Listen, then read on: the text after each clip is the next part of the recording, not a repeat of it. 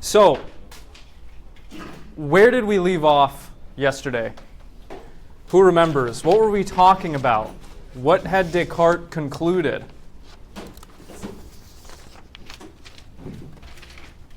Yes, Annabelle. The mind is the only thing that's certain.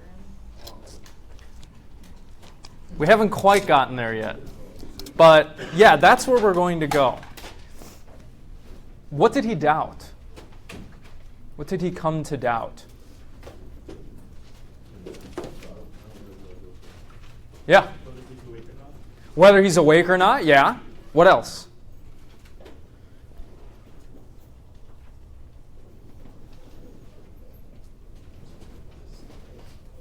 Take a look at your notes if you can't remember.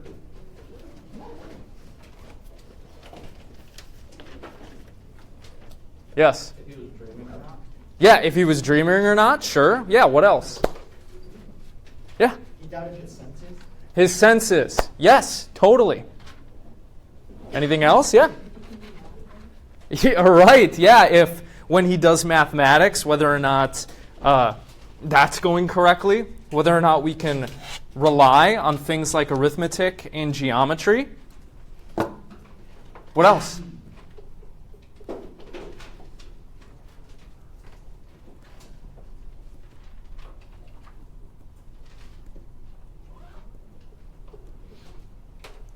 I'll ask a better question. Everything that Descartes has looked at so far, what has he come to believe about it? Is it trustworthy and reliable? I see you shaking your head. You want to expand upon that a little bit? He's just trying to be like hyper aware of any biases or anything that could be clouding his vision. Yeah? Yeah. Descartes has come to doubt everything that he's thought up that might serve as a foundation for knowledge. Whether or not he's awake by the fire right now, actually writing this stuff down. Whether or not he's dreaming. Mathematics, his senses. Right? And so what we're going to see in the second meditation today is him continuing with that doubt. Okay? And again, trying to conclude whether or not there's something he can come to that he can trust, that he can believe in, that he can know with absolute certainty. Okay?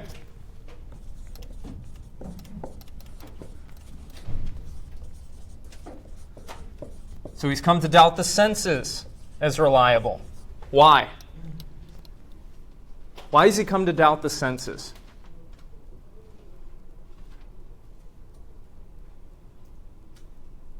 Yeah. Because they can be deceiving. Yeah. Can you provide an example? How can they be deceiving? Almost like you take illusions, for example, like when you're dreaming or, I don't know, stuff like that that's not really reality. Yeah. Yeah. How often have we had this experience where we thought we heard or saw or smelled something, and then when we investigated, there was actually nothing there, right? Or it wasn't the way we thought it was. Right? You feel the vibration in your pocket. You think you got a notification, so you pull your phone out. No, you didn't get a notification. Right? You felt a phantom vibration or something strange like that. So he's come to doubt the senses. But even further than this,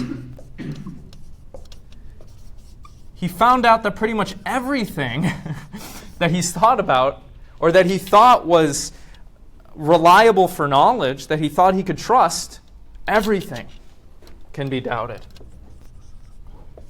And what was his rule? What did he set out at the beginning? If he could find a reason to doubt something, what?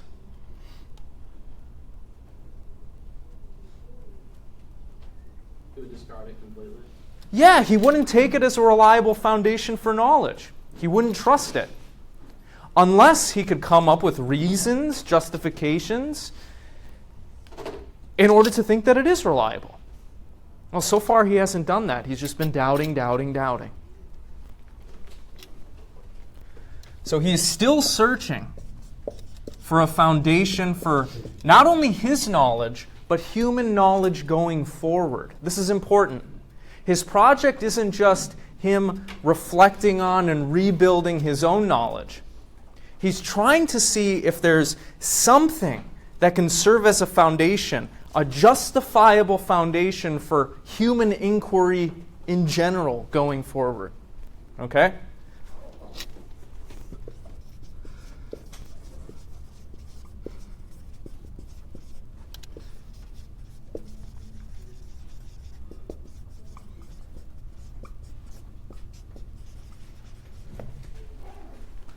And that's where we're picking up. Okay, could I get someone to read for a little while? Meditation 2. Go for it, yeah. Okay. The meditation of yesterday filled my mind with so many doubts that it is no longer in my mind to forget them. And yet I do not see in what matter I can resolve them. And just as if I had all of a sudden fallen into a very deep current, I'm also disconcerted that I can neither make certain of settings my feet on the bottom, nor can I swim into them, and so support myself on the surface. I shall nevertheless make an effort and follow anew the same path as that on which I yesterday entered. I shall proceed by setting aside all that which the least doubt could be supposed to exist, such as if I had discovered that it was absolutely false. And I shall ever follow in this road until I have met with something which is certain, or at least, if it can do nothing else, until I have learned for certain that there is nothing in the world that is certain. Okay, I'll take on the rest of the paragraph. Archimedes, in order that he might draw the terrestrial globe out of its place and transport it elsewhere, demanded only that one point should be fixed and immovable. In the same way, I shall have the right to conceive high hopes if I am happy enough to discover one thing only which is certain and indubitable. So, what is he saying here? Does anybody know what's going on with this last sentence? Yeah. He's saying with one truth he can build a foundation for knowledge, and he can create a world of knowledge that's reliable. Yes. Yeah, and this image that he's using is the following. Take any object of any size or mass. Archimedes once said that as long as you have some sort of fixed and immovable point, if you had a lever that was long enough and enough force on this end of the lever, you can move it. This is what he is likening the foundation of knowledge as. If he can find one point that is fixed and immovable, he can build up a reliable way to figure out how the world works, a reliable set of knowledge. Okay? All right. Someone read this small paragraph right here.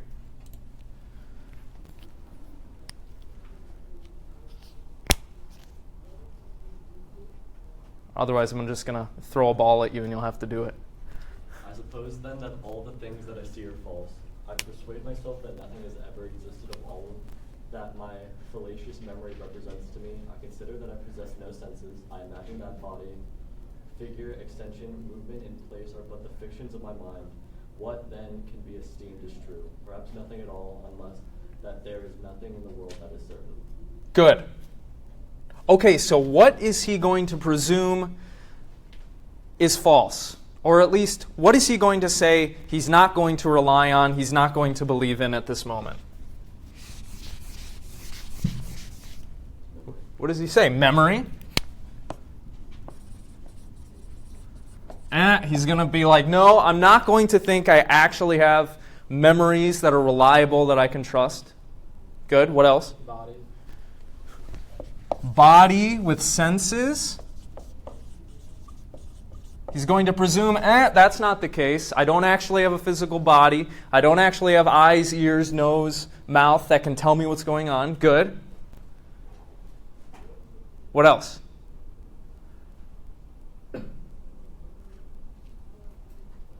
What do these two words mean? Figure and extension. What do you think?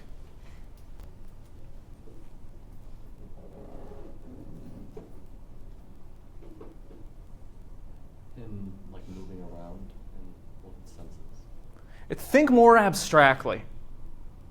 Like presence in the world? Yeah, in a way. Figure is basically another word for shape.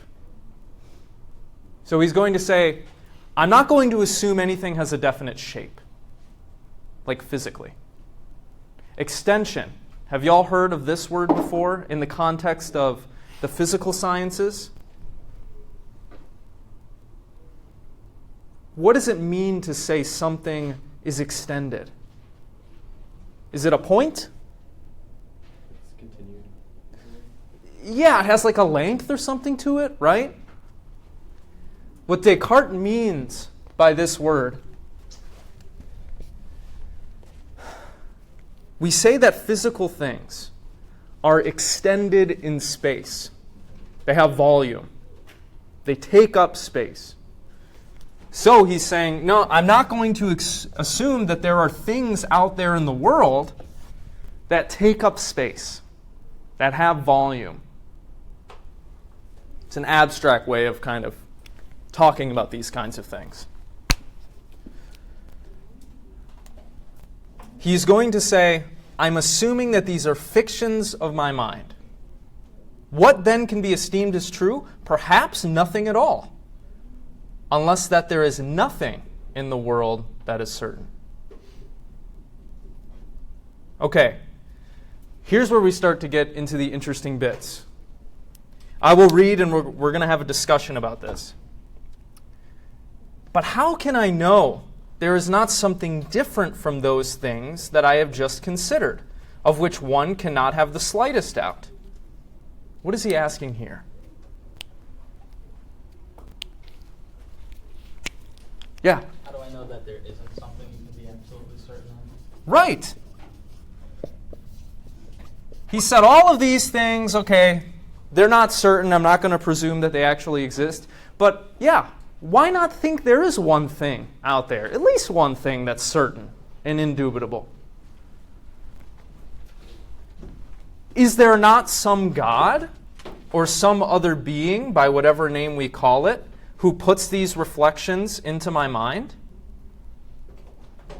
And then he responds to himself. That is not necessary, for is it not possible that I am capable of producing them myself? Where do we get our ideas from?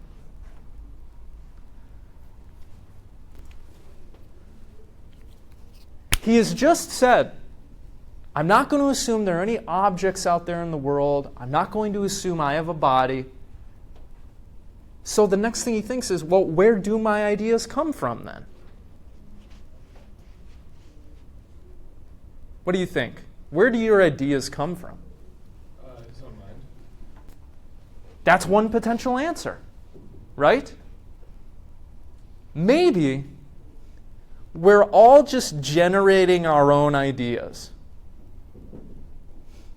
While Descartes is reflecting on all this, he's having a bunch of ideas about how the world works, what is certain, what isn't certain, what can be doubted. So he thinks, okay, maybe my mind is just making all of these up.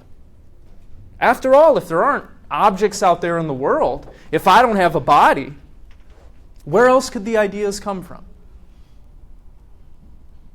Well, we might think God just puts them into our minds. But he says, well, we don't have to think that. Maybe it's the case we're all just making them up, right? That is not necessary, for is it not possible that I am capable of producing them myself? But now here's the rub.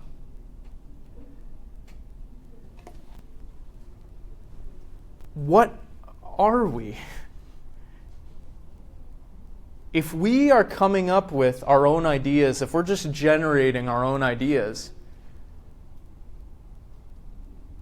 well, how does that work? What kinds of things are we that can do that? I myself, am I not at least something? To think that we just all generate our own ideas presumes that we exist, right? Your mind can't be generating ideas unless you exist, right? Okay, so what is this thing that we are? What is the nature of our existence? But I have already denied that I had senses and a body.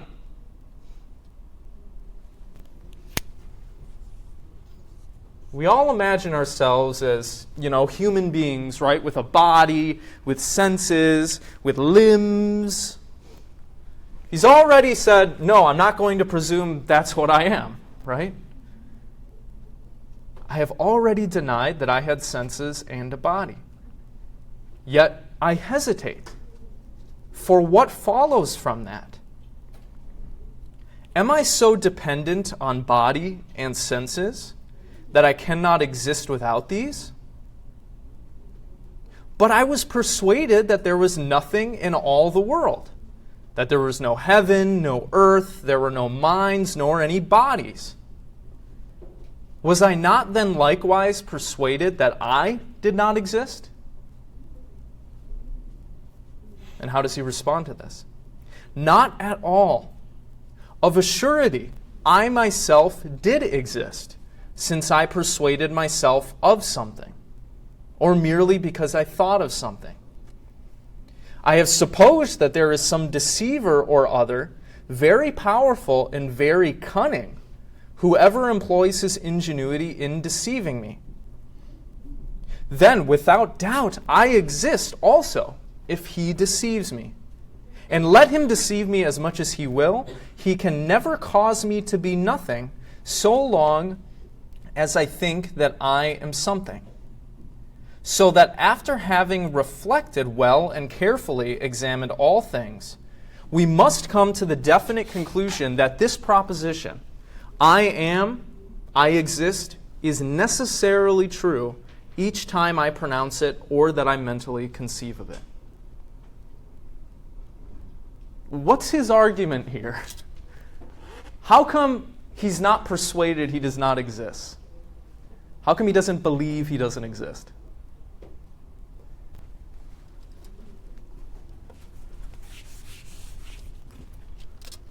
Yeah. If he's having the thought that he doesn't exist, there must be something to think that he doesn't exist, so there's something to think. Yeah. Is that what you were going to say as well? What does he realize? He makes an astonishing discovery. Just using logic and reason, not using past experiences, not using memories, not using our senses, he's come to one thing that he knows is true, certainly, indubitably.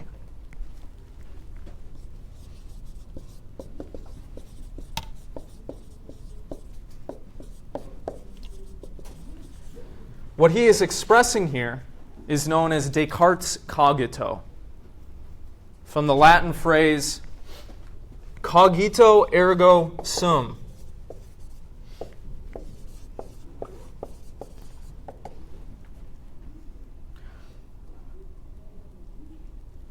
I think, therefore I am.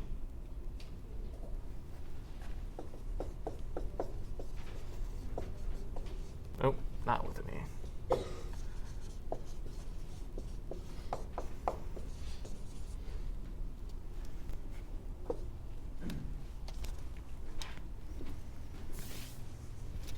In other words, Descartes concludes, even if he does presume there is an all-powerful demon out there whose sole goal is to deceive him, there's at least one thing that he can know, and that is, as long as he is thinking, or as long as he is deceived, or as long as he is persuaded of something, he can know for certain that he exists.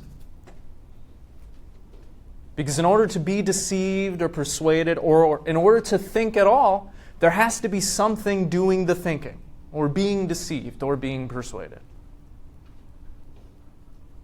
What do you think about this argument?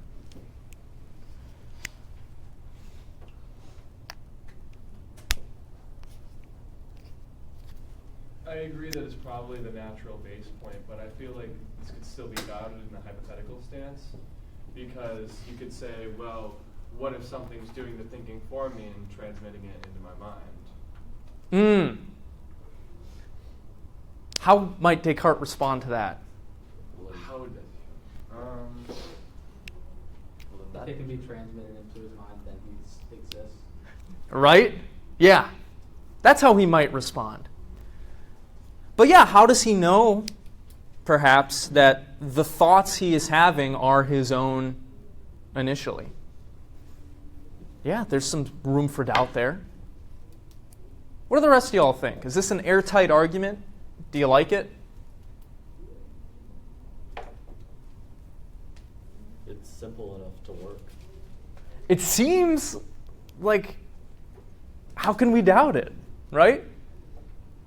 Go ahead, try to doubt your own existence. Close your eyes, try to doubt your own existence. How's that going for you? It doesn't seem like it can be done without engaging in some kind of performative contradiction, right? Because by trying to doubt your own existence, you can see, oh crap, I'm doing something, here I am. Right? Well, as we go through the meditations these next 2 weeks, continue to think about this argument. This is going to be Descartes' foundation. Okay? He thinks this is certain and indubitable, can't be doubted. But we might have reason to think it's not as airtight as Descartes thinks it is. Nevertheless, we're going to continue on, because Descartes, then, is going to allow this to serve as his foundation. Would someone start reading the next paragraph with that one line, and then I'll move it over.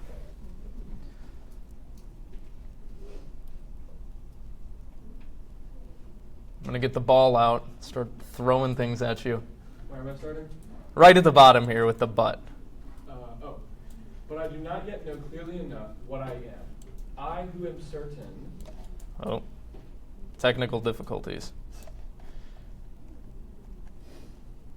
I who am certain that I am, and hence I must be careful to see that I do not imprudently take some other object in place of myself, and thus that I do not go astray in respect of this knowledge that I hold to be the most certain and most evident of all that I have formerly learned.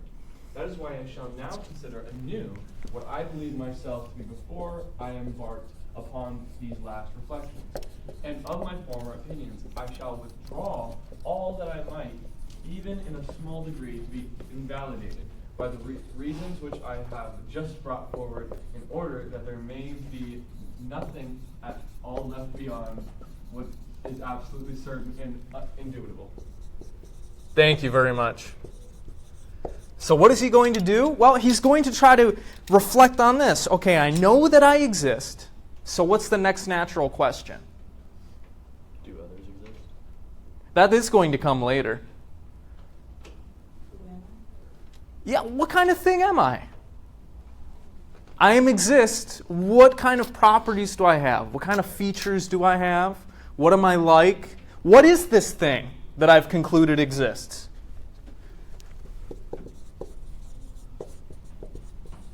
Okay, next paragraph. Can I get somebody to read this one?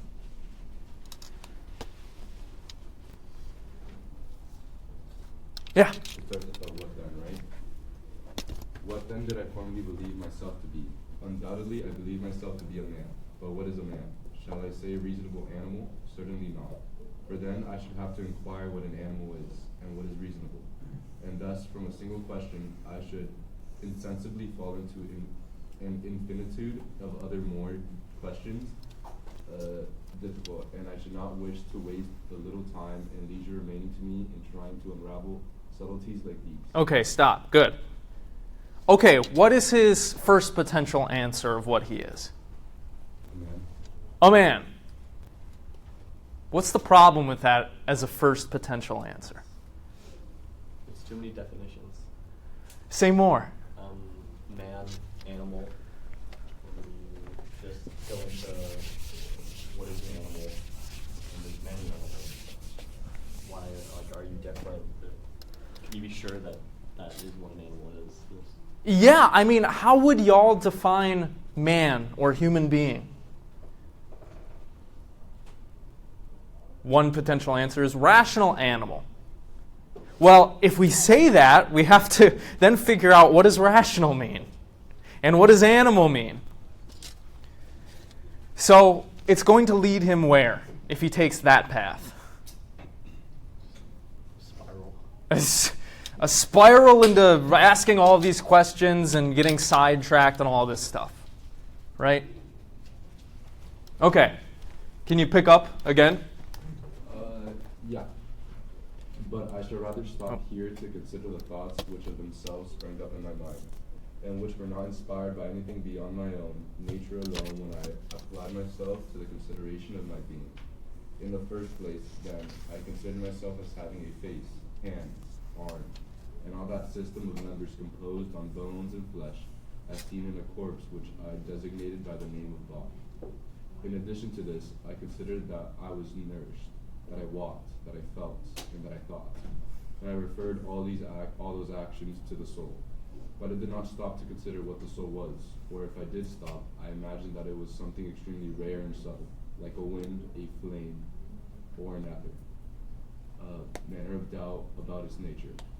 But Oh, sorry. Pick up right here. yeah, which was spread throughout my grosser parts.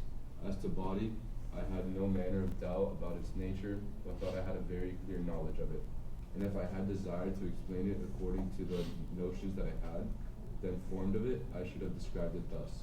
By the body I understand all that which can be defined by a certain figure, something which can be confined in a certain place, and which can fill a given space in such a way that every other body will be excluded from it, which can be perceived either by touch, or by sight, or by hearing, or by taste, or by smell, which can be moved in many ways not, in truth by itself, or by something which is foreign to it, by which it is touched, and from which it receives impressions, or have the power of self-movement, as also of feeling or of thinking. I did not consider to appertain to the nature of body. On the contrary, I was rather astonished to find that faculties similar to them existed in some bodies. Good. Okay, so he kind of goes on this little expansion of what it means to be a body. But let's just pull back a little bit. What is he going to consider if he's trying to figure out who or what he is?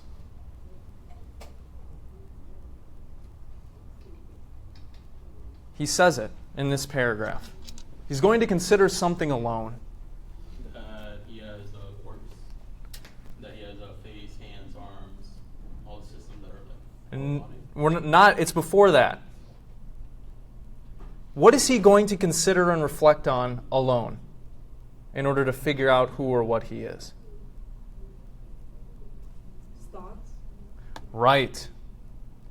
But I shall rather stop here to consider the thoughts which of themselves spring up in my mind, and which were not inspired by anything beyond my own nature alone when I started thinking about this stuff. So how is he going to figure out who or what he is?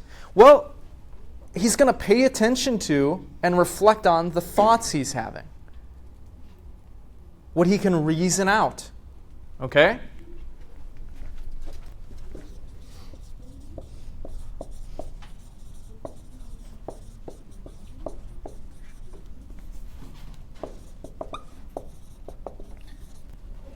Now you're right, he does kind of go on this little tangent.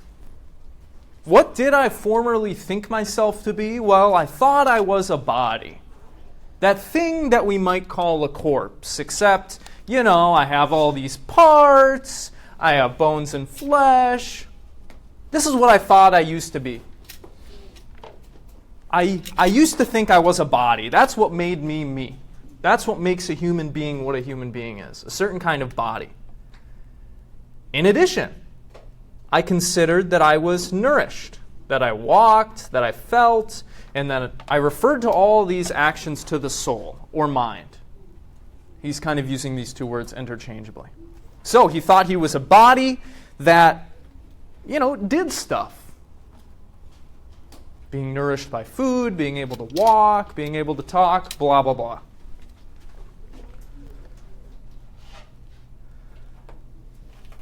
But, he says,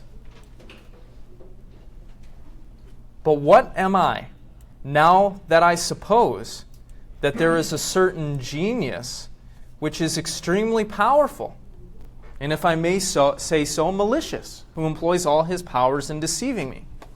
Can I affirm that I possess the least of all those things which I have just said pertain to the nature of body? I pause to consider. I revolve all these things in my mind, and I find none of which I can say that it pertains to me. It would be tedious to stop to enumerate them.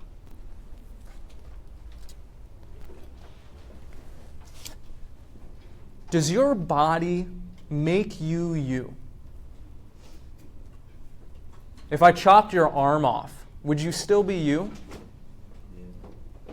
What if I cut your hair? Would you still be you? Yeah. Well, it's like you make your body.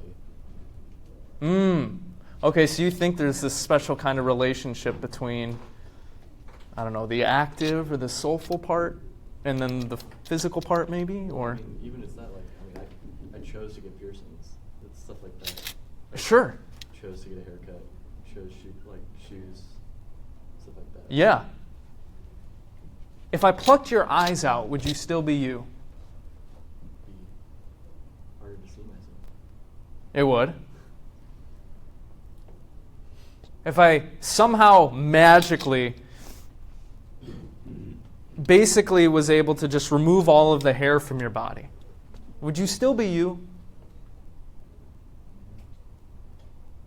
So formerly Descartes thought, I'm a thing that has hands and legs and a face. But none of these things seem to make me what I ultimately am. So, what is he going to conclude? Well, nothing bodily about us or nothing corporeal about us is what makes us who we are. It's something else that makes Annabelle who Annabelle is. It's something else that makes Matthew what Matthew is, who Matthew is. So, he's going to turn to not something physical, not something bodily to try to figure out what he is, but what? Let us pass to the attributes of the soul or mind and see if there is any one which is in me. Okay, could I get someone to read the rest of the paragraph?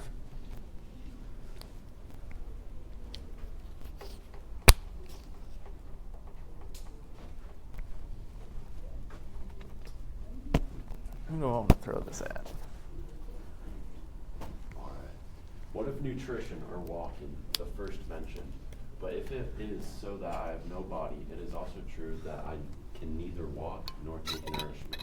Another attribute is sensation, but one cannot feel without body, and besides, I have thought I perceived many things during sleep that I recognized in my waking moments as not having been experienced at all. Okay, stop right there. Okay.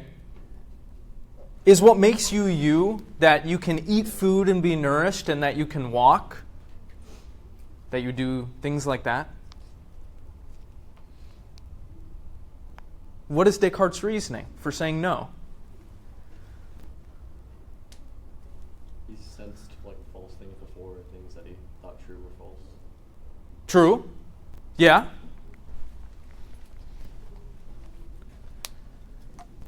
But what has he presumed since the beginning of this meditation? That the senses can be deceived. That the senses can be deceived? Experiences. True. Yeah. What does he say he doesn't have, or he's not going to believe that he has right now? A body. A body. Remember? You need a body in order to walk. You need a body in order to be nourished, to eat food and get nutrition and stuff. But he's presuming he doesn't have a body. So if he's presuming he doesn't have a body, it doesn't seem like walking or nourishment, those aren't the things that make us who we are. Would you agree? Or do you think part of your identity is, yeah, I'm a walking, nourishing guy. That's what makes me me. No, you probably think it's something different, right? Okay, so he says, no. It isn't that I can walk or be nourished that makes me me. Another attribute is sensation. Okay, maybe you might think, what makes me me is that I have certain sensations of things. How does Descartes respond to that?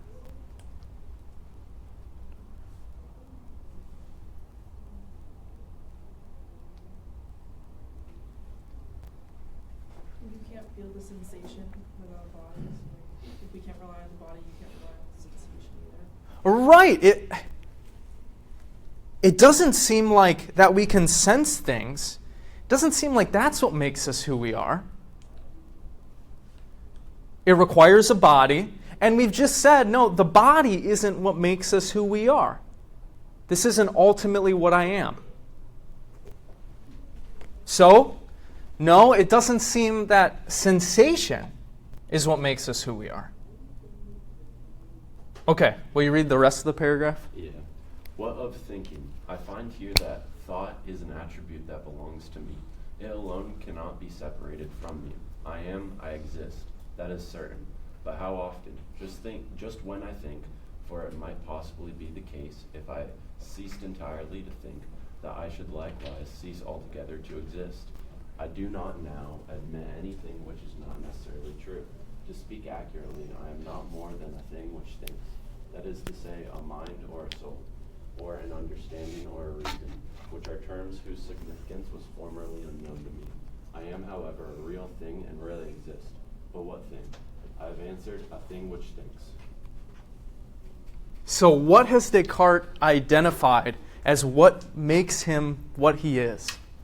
The kind of thing that he is? Thinking. What does he come to realize? He finds that he is a mind or an understanding that thinks.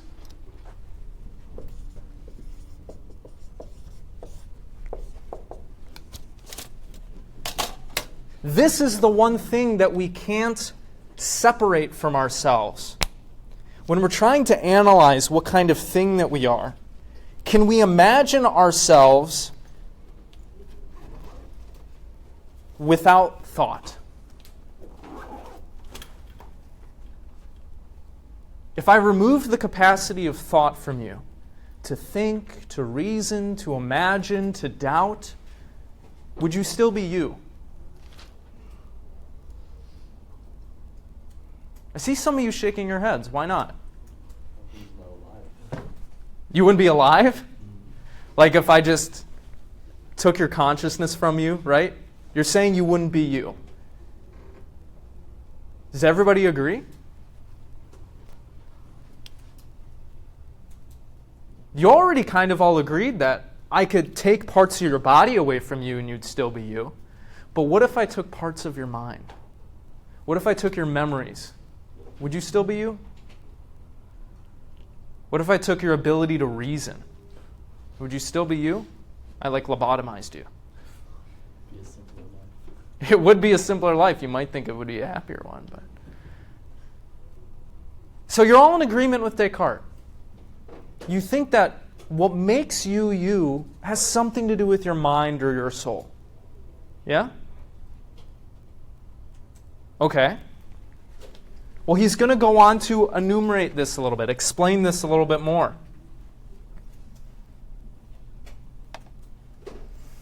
I'm going to skip some of this right here.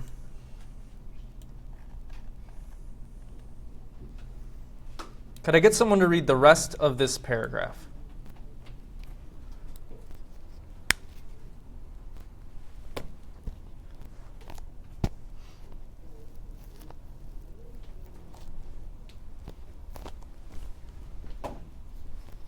But I already know for certain that I am, and that it may be that all these images, and speaking generally, all things that relate to the nature of the body are nothing but dreams and chimeras.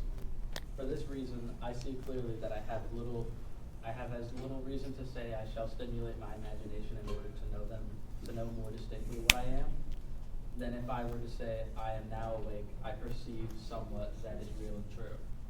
But because I do not yet perceive it distinctly enough, I shall go to sleep of express purpose, so that my dreams may represent the perceptions with greatest truth and evidence.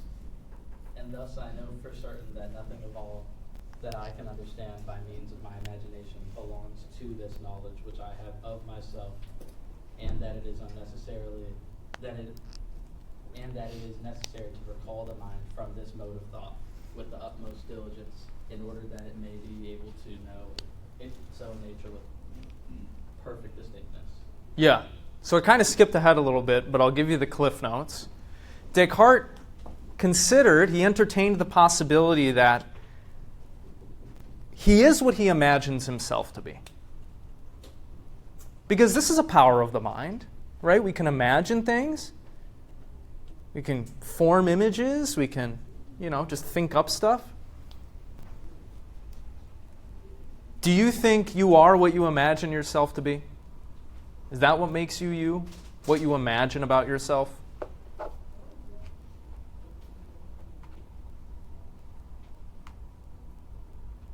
What do you think? I want your honest opinions here.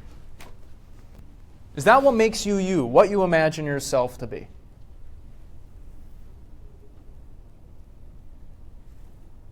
No, but it helps define who you try to be. What we imagine is how we would conduct ourselves or convey who we are. Yeah, we do use our imagination for that, right? We might run simulations in our minds. Say you have, a difficult conversation coming up with your professor. You might think about it and practice what you're going to say, or imagine what you're going to say. Why do you think Descartes here is not going to say, I am just what this power of imagination does? Well, it's almost like a sense it can be deceived. Right. It seems like it could be deceived. And we can imagine things that aren't true, right? You could imagine you're Superman right now. You could imagine that you're not in this class. You could imagine that you're actually having fun. But that wouldn't be true, right? So he denies this idea that he should identify himself with his power of imagination. What is he then? He says, a thing which thinks. What is a thing which thinks? It is a thing which doubts, understands, conceives, affirms, denies, wills, refuses, and which also imagines and perceives. All of these belong to the mind. All of these are faculties of the mind. This is what we're doing with the mind. This is what the mind does.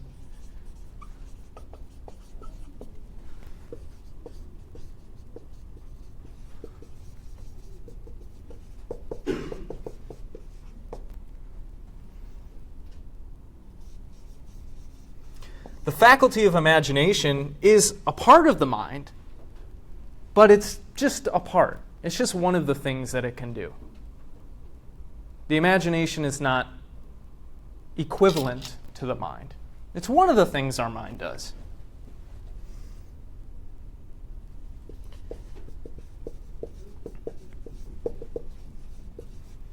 And what is part of the mind? This thing called perception.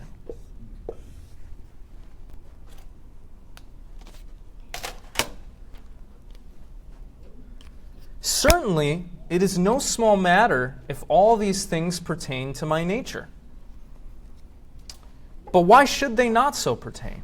Am I not that being who now doubts nearly everything? Who nevertheless understands certain things? Who affirms that one only is true? Who denies all others? Who desires to know more? Is averse from being deceived? Who imagines many things, sometimes indeed despite his will? And who perceives many likewise, as by the intervention of bodily organs? Is there nothing in all this which is as true as it is certain that I exist, even though I should always sleep, and though he who has given me being employed all his ingenuity in deceiving me? Is there likewise any one of these attributes which can be distinguished from my thought, or which might be said to be separated from myself? Can we do any of these things without a mind?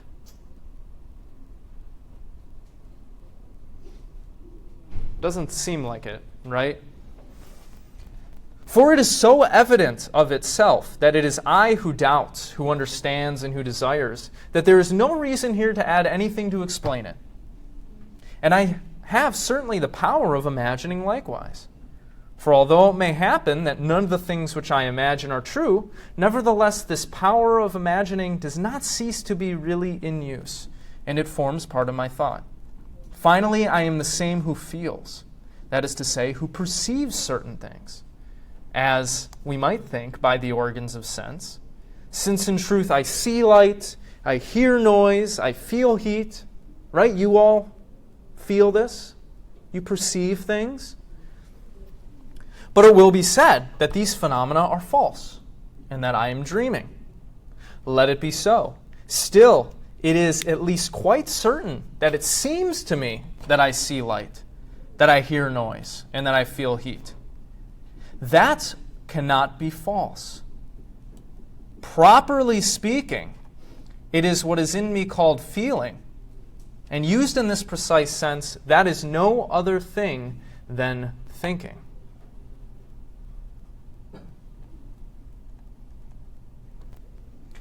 Now, Descartes has concluded, he thinks he's reasoned out that he's something that has a mind. He does all this mental stuff. All those things that we just listed, including perceiving, including feeling. That is a part of our minds. The light that you're perceiving in this room, Descartes would say, yeah, your mind is doing that. Your mind is having that perception. The air you feel moving around, Descartes would also say, there is a perception that is in your mind.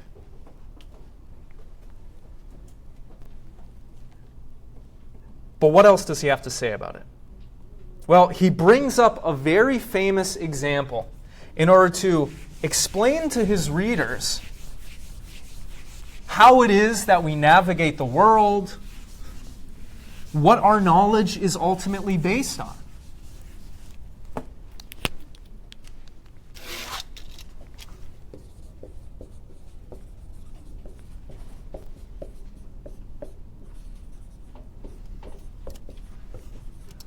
Could I get somebody to read, starting with Let Us Begin?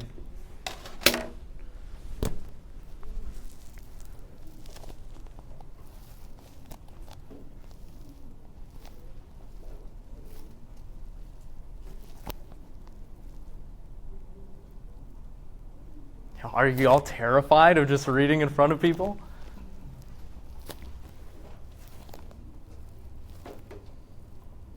Yeah, all right. Hey, good catch. Let's begin by considering complex matters. None of which we believe to be the most statistically comprehended, to wit, the bodies which we touch and see. Not indeed bodies in general, for those general ideas are usually a little more confused. But let us consider one body. Let us take, for example, this piece of glass. It has been taken quite freshly from the hive, and it has not yet lost the sweetness of the honey which it contains. It still retains somewhat of the odor of the flowers from which it has been pulled. Its colors, its figures, and its size are apparent. It is hard, cold, easily handled, and if you strike it with the finger, it will emit a sound. Finally, all things which are requisite to cause us to distinctly to recognize the body are met. within it. Okay, pause right there. He's got this piece of wax in front of him. He's going to use his mind to think about it, to reason about this thing. Well, what does he perceive? What does he perceive about the wax? Tell me about it. I think he goes through like all 6 senses that can identify like a body. Like it can make a sound, it has a color, it has a shape, you can touch it, it has a, yeah, he says sweetness. It has a sweetness, has a smell, right? He sees that it has a certain color, it has a certain shape, it has a certain size to it. And he describes it, yeah. Right now it's hard, it's cold, it's easily handled, and if you strike it with a finger, it will emit a sound, right? You flick it. All the things which are requisite to cause us distinctly to recognize a body are met within it. Okay, continue on. But notice that when while I speak and approach to the fire, what remains of the taste is exhaled. The smell evaporates, the color alters, and the figure is destroyed. The size increases, it becomes liquid, it heats, scarcely one can handle it. And when one strikes it, no sound is emitted. Does the same wax, I'm so far away, so I'm losing track. Does the same wax remain after this change? We must confess that it remains. None would judge otherwise. What then did I know so distinctly in this piece of wax? It could certainly be of nothing, of all, that the senses brought to my notice, since all these things, which fall under taste, smell, sight, touch, and hearing, are found to be changed, and yet the same wax remains. Okay, pause there. Thank you. Do you see what he's done here? His reasoning? It's very strange, but very interesting. What has he done to the wax? He had this piece of wax, and he noted its color, its shape, how it tasted, how it smelled, all the things that the senses give us. Then what did he do to the wax? He heated it up. Right, he put it by the fire. And what happened when he put it by the fire? It melted. So what changed about it? All of its physicalities. Yeah, how it smelled changed. Its temperature changed. Its shape changed. Its taste presumably changed. I don't know if he put some in his mouth or whatever. How it felt changed. All the things that we would sense about it with our organs, they changed. But yet he says, this is the same piece of wax I was just holding. Do you agree? Okay. But if everything about the wax, which has to do with sense, smell, taste, touch, what it sounds like, if all those things changed, how do you know it's the same piece of wax? Couldn't have possibly moved or been exchanged for something. Okay. Yeah, I was going to say that too. We didn't see it walk away or anything. Nobody came and swapped it out really quickly, right? Like the flash didn't zoom in there. How do you know it's the same piece of wax? We're trusting our memory that it's the same piece of wax rather than our physical senses we're using our mind. This is what Descartes is going to conclude. When we perceive things, it is not our body, it is not our senses that tell us what the world is like. Fundamentally. It's not our senses that allow us to track the identity of objects through time. Fundamentally, somehow, our relationship with the world is one of mind. Our mind is like grasping things. He's trying to use the wax example to illustrate that apprehension and comprehension of reality occurs in and through the mind.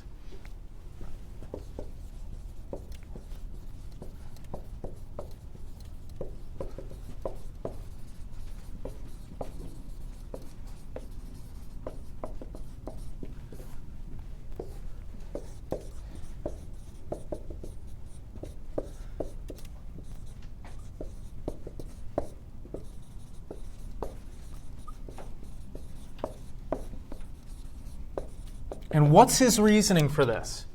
Well, everything that we sensed about it, using our eyes, ears, nose, mouth, changed. And yet we can still tell it's the same piece of wax. So how could that possibly be true? It must be, he thinks, that somehow our mind is what's grasping what's there, and it is through our mind that we understand what reality is like. It's a power of the mind. You see here how radically he is departing from the tradition in which he was educated, that Thomistic scholasticism I mentioned on Tuesday, which argued that the way that we come to know how the world works is through the senses, through experience. He's completely tossing that. He's saying, no, that's not how it works. Look at the wax. Look at this example. Think about this. We understand how reality works, that a thing remains the same through changes, through the mind.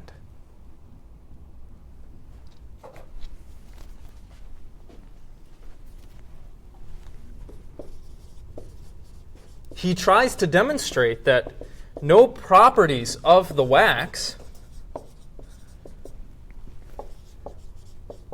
perceivable by the senses remain constant. Yet, we can still tell it's the same piece of wax. How? We're forming some kind of mental judgment. It's a mental judgment.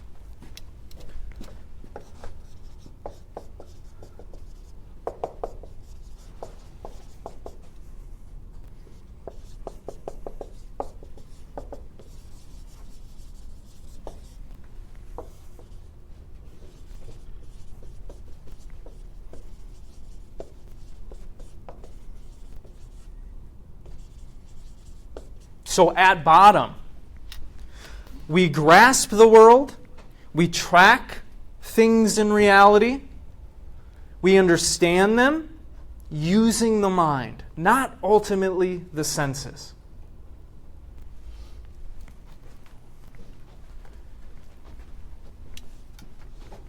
He goes on.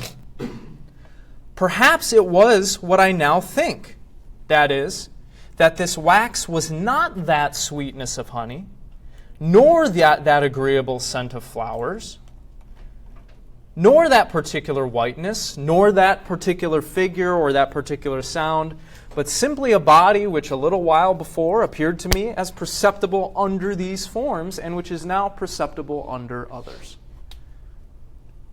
But what precisely is it that I imagine when I form such conceptions? Let us attentively consider this. And abstracting from all that does not belong to the wax, let us see what remains.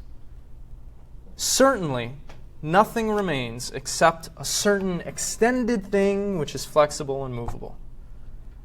Well, what is the meaning of this?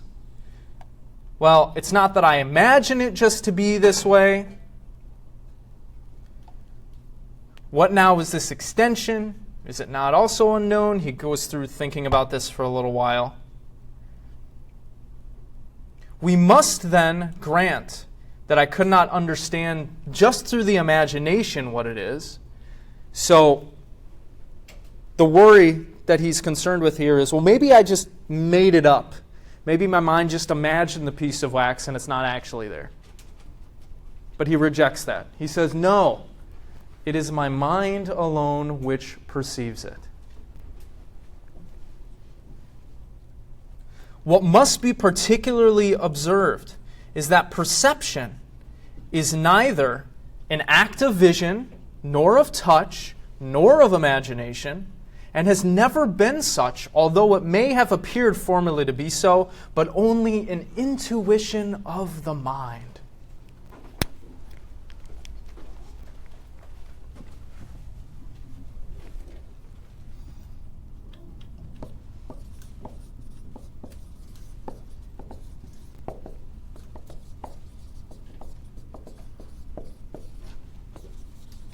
And what does he mean by this? Well, it's like something like an immediate appearance, something like that. Something that it's just, it's there, you got it. I think we all kind of understand what an intuition is, right? If I gave you a hypothetical example and I asked, what would be wrong or right in this situation? You'd immediately have a thought. You'd have an intuition about what was wrong or right.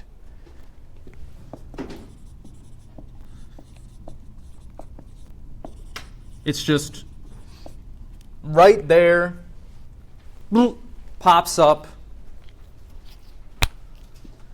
That is what perception is. It's an intuition of the mind. Now, it may be imperfect and confused, or it may be clear and distinct.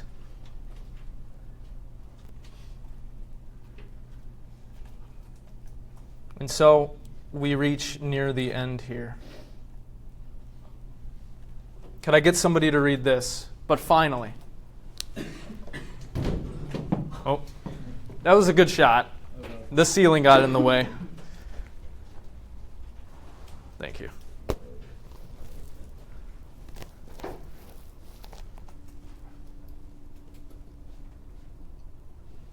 Yeah, don't look me in the eye, or else I'm going to throw it at you. No. But finally, what shall I say of this mind, that is, of myself? For up to this point I do not admit in myself anything but mind.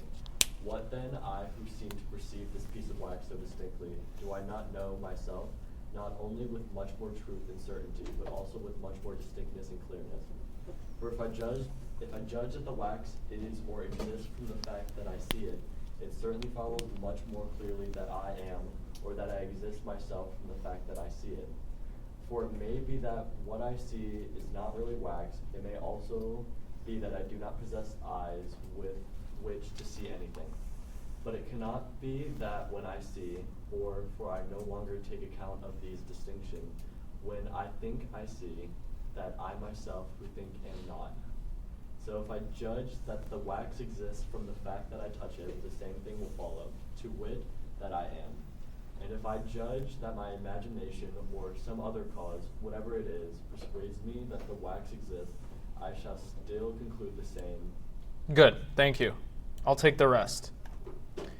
And what I have here remarked of the wax may be applied to all other things which are external to me, which are met with outside of me.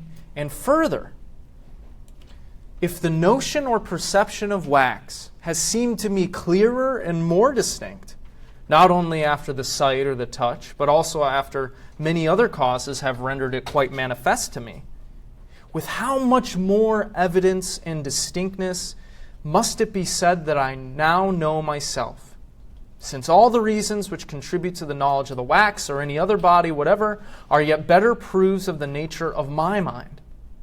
And there are so many other things in the mind itself which may contribute to the elucidation of its nature, that those which depend on bodies, such as these just mentioned, hardly merit being taken into account. So, apprehension and comprehension of reality occurs in and through the mind. Okay? Now, what Descartes is going to use moving forward as his standard for whether or not he should trust something is whether or not he's having a clear and distinct perception.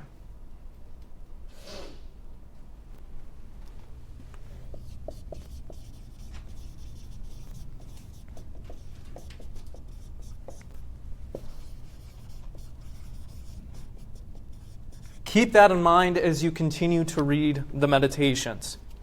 Because what we'll see Descartes doing is, now that he's proved to himself that he exists, he thinks he's proven that he grasps and understands the world through the mind.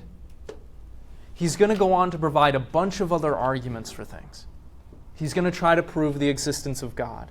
He's going to try to prove the existence of his own body. He's going to come to the conclusion that there are actually external objects outside of him. these arguments are going to be a little bit tricky. Especially one of his arguments for the proof of God. In fact, if memory serves, he provides 3 different proofs for the existence of God moving forward.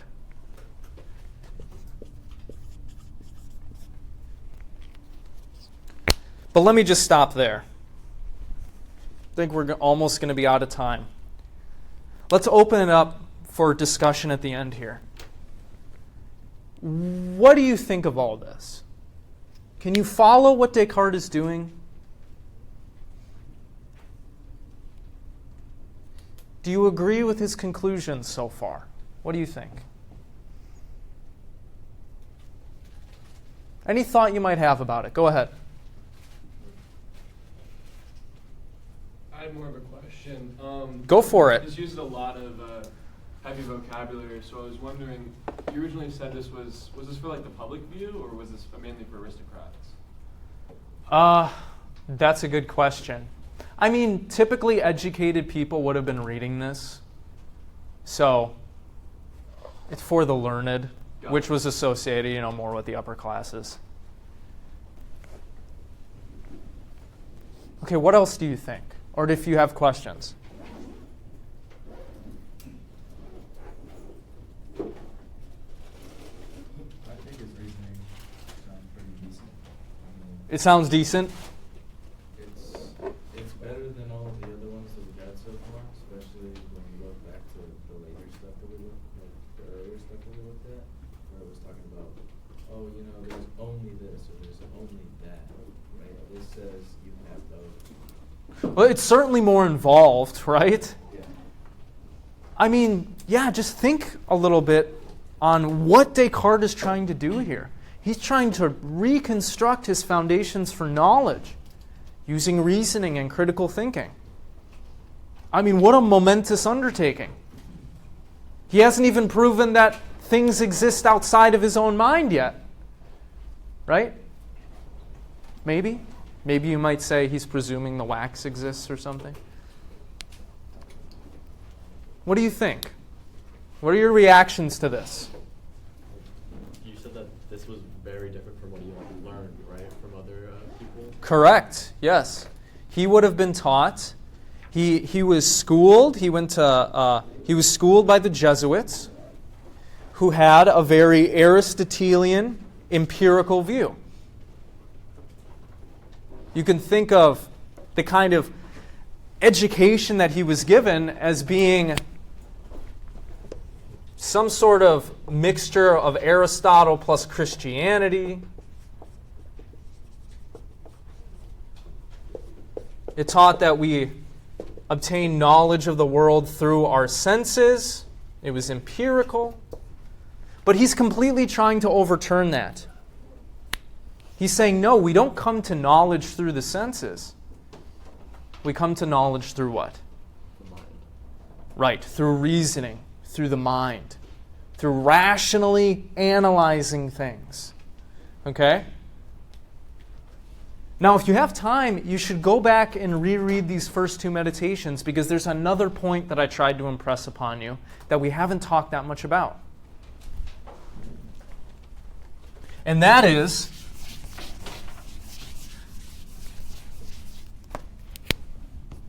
Descartes is trying to effect a conversion in his readers. See, so many people of this time have bought into this Aristotelian, empirical way of understanding the world, of themselves and the cosmos. The way Descartes is literally writing here is he's tried to style this, he's tried to use rhetoric so that people who read this actually experience a change of perception, a change of heart. I would say definitely compared to the other texts that we read, this seems more believable because he really goes in depth to everything that he's thinking. Yes, you might think it's even annoyingly so, right? Because he goes off on all these different tangents. But yeah, you should, if you have time, read this again with an eye towards that. How is he using these words and phrases here to get people to move away from this empirical view to his own? How effective is he at doing that? Try meditating on his arguments yourself. It seems like you all agree with what Descartes is saying. Does that mean you've been converted to Cartesianism? Well, that's something that you should think about. Okay. Any other final questions, concerns, comments? All right. Y'all can go have a good weekend. As I noted last class, there will be no prompts, no audio journal prompts for this unit. So, you just have to think of stuff to talk about. Go ahead and highlight or underline things you're confused about. You can talk about that and try to work it out, whatever.